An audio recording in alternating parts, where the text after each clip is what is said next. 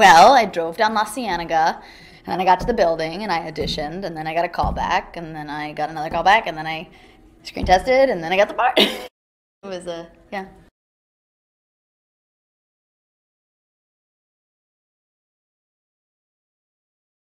I had definitely heard about them, but I hadn't read them.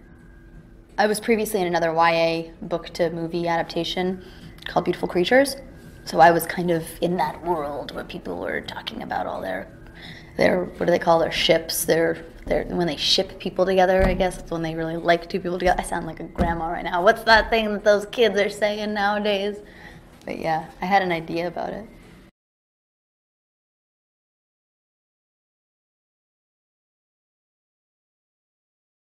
I think I just spoke to somebody who had seen it, and her first instinct about describing it was that it didn't feel necessarily like a vampire film. It felt more about a story of friendship between two girls and their survival, like just literally beyond even just trying to get through the mean girls and the boys and each other.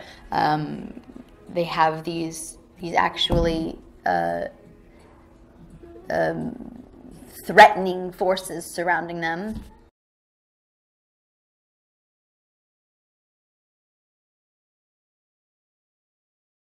I think the thing that resonated the most to me was, and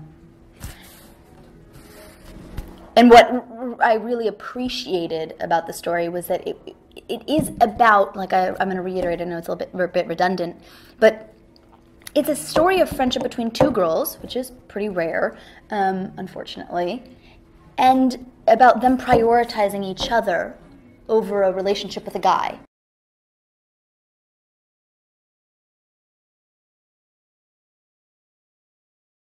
But the relationship that they have between each other is that they don't have anyone but one another. The movie actually begins with the audience seeing that Lissa's parents and brother were killed in a car crash, and Rose was in the car and survived it, as well as Lissa, obviously. And Rose comes from a really kind of screwed up family where she doesn't talk to them, she doesn't know them, she doesn't know her dad, and she barely talks to her mother. So they really have each other and this school they have to leave, and they don't even remember why. So that's it. That's all they have.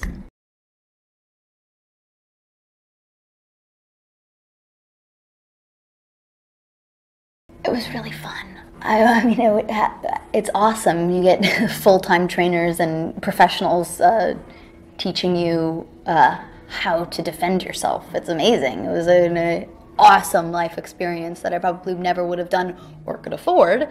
That kind of stuff is so expensive. But I trained for about 3 months prior, I think, 3 months. It's all a blur. I was too exhausted and sore and in Epsom salt baths. I don't know how Mark Wahlberg does it. I have no idea. Or like all those guys, I have no idea. I could not do that every movie. And I trained throughout the filming and during my lunch breaks.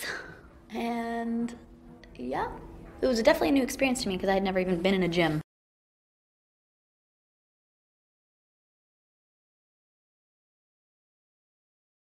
It's not, my character has never been done before, ever. 100% has never been done before. That's a fact. I can say that. I can't necessarily vouch for, like, is this the only, like, funny non-parody of a vampire film? I don't know, but it is. It's very humorous. Like, it has a lot of jokes and a lot of embedded into the story without kind of taking you out of it, in my opinion, at least. Like, it's just like constantly strewn throughout the story.